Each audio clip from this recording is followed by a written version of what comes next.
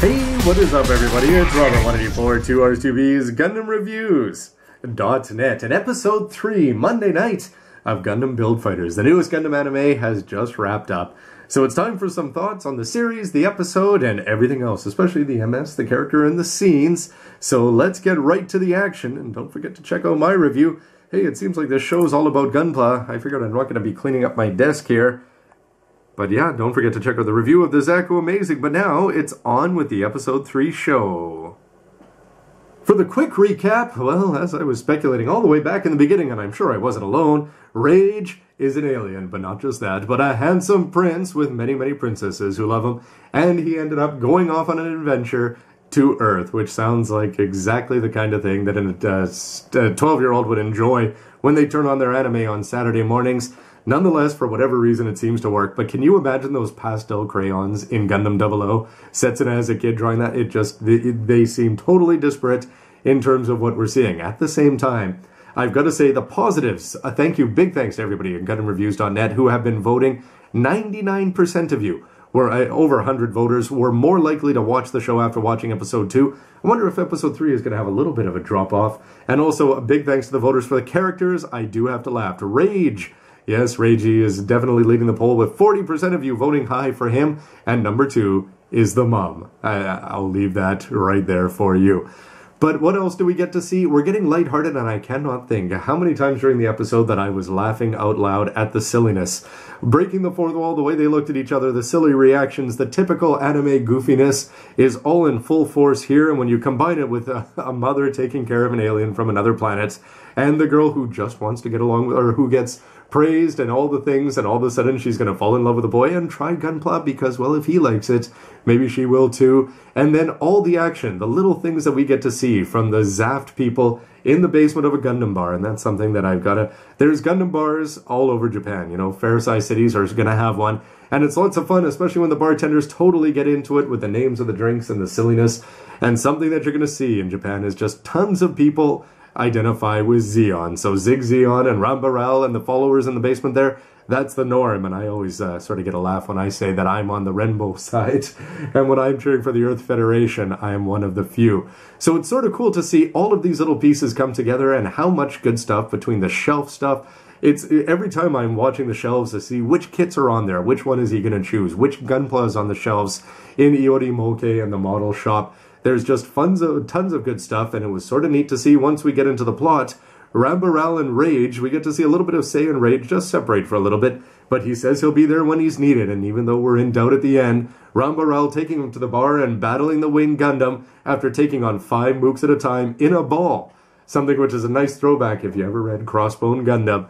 When you see a tail of a ball taking on multiple people just because it was painted up like a Gundam, so everybody got scared and ran away. This kind of ridiculous is in full force. Before we get to the battles in the gymnasium, we get a couple 2-on-2s as they're going to be advancing through, but eventually Rage shows up, and then one of the scenes that I really liked, well, let's just get right to the Of the Weeks. So M and J are back, so let's just talk a little bit about characters first. Not as many introduced this episode. We got to see more of Tatsuya Yuki. Let's go with you, Em. What do you think? Who was your character of the week? Okay, so for me, once I was thinking of like the Italian champion, but at last I decided China. China. Yeah. Oh, interesting. Yeah. So Jay, how about you? I like a China. I'm excited for the bear guy. Yes, when the bear guy comes, I think everybody is going to be excited, especially when you're looking for Gunpla for girls. For me, for character of the week, you know what, I gotta say, this was a little bit of a slow week in terms of character. Reiji, we didn't find out, except his humor was great. The mother didn't play a big role. Rambaral, what is he up to? I did love him getting saluted in the basement.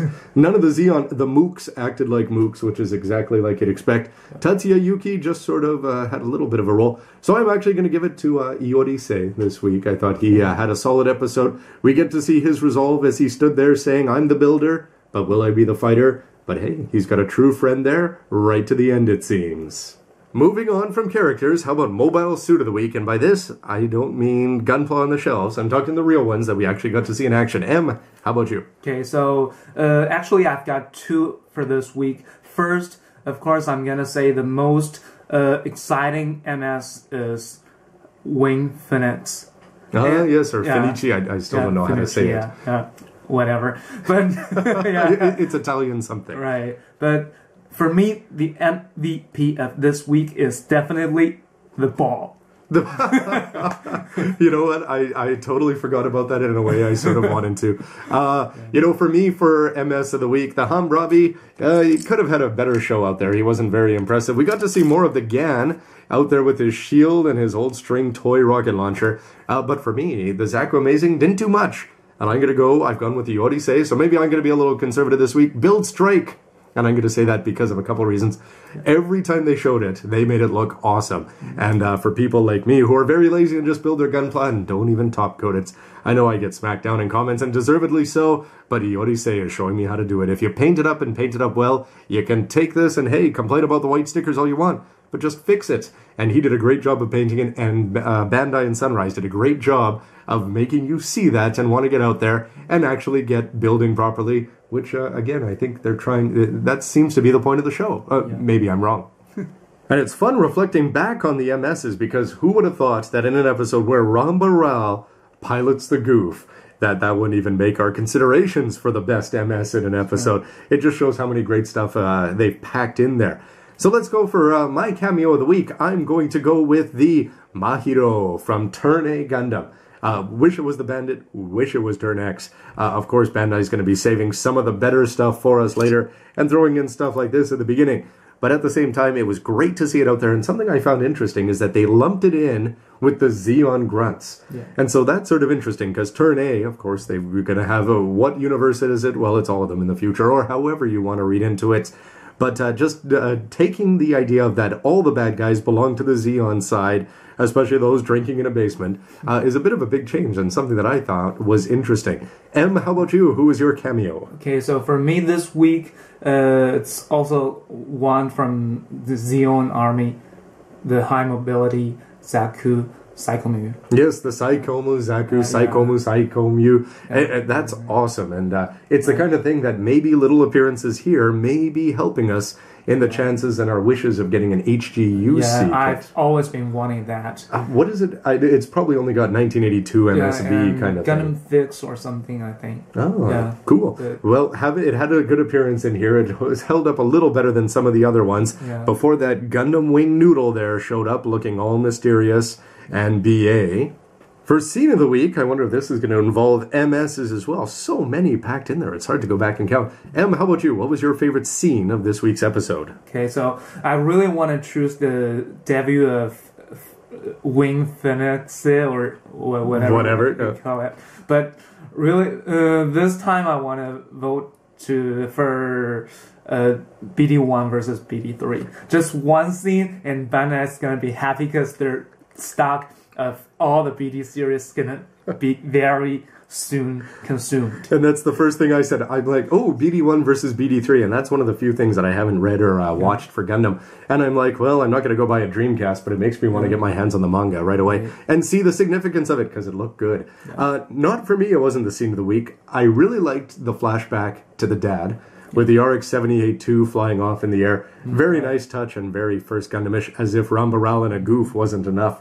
But it's cheesy, absolutely ridiculous. But how many times have we seen a pilot launch? But here, I loved that they did the two heads. That they split and they would show Sayori, and then they would show Reiji, and then at the very end, they transition between the two pilots' faces and then the build strike. And when you combine it with the ED, we haven't talked much about the OP and the ED, but it's so silly the way they've got him in the Gundam Girl poses and double Zeta handout and turn A. And, you know, it's just ridiculously awesome. But to incorporate the two pilots like that and the head of the MS, it's taking all the cheese that people love and hate about things like G Gundam and bringing it forward, making it fun, and hopefully relatable to kids watching at home. So I think overall episode 3 may have come across as just a little bit slow. The first and second episodes, of course, are designed to catch and then keep your attention, and I think they nailed that. The third episode, just a little bit of a step down, so I wonder what the poll is going to be, whether 99% of you are more likely to continue after that. However, it's just amazing, even if there wasn't necessarily a scene or a character that really stood out, but instead it's just the gunpla, and that's exactly what they're trying to get you to focus on. Everything from the shelves to the battles to the shelves in the club, in the school. you're just going to be watching and peeking with, or just raking the whole thing with your eyes. It's not enough to watch the episode once because you want to catch every single little thing that they're throwing in, and pulling out the Gunpla Bible, looking things up, Gundam Wikia, MAHQ, and finding out all those little things. So yeah, so you'll have to excuse me. I gotta go get the Blue Destiny manga after this.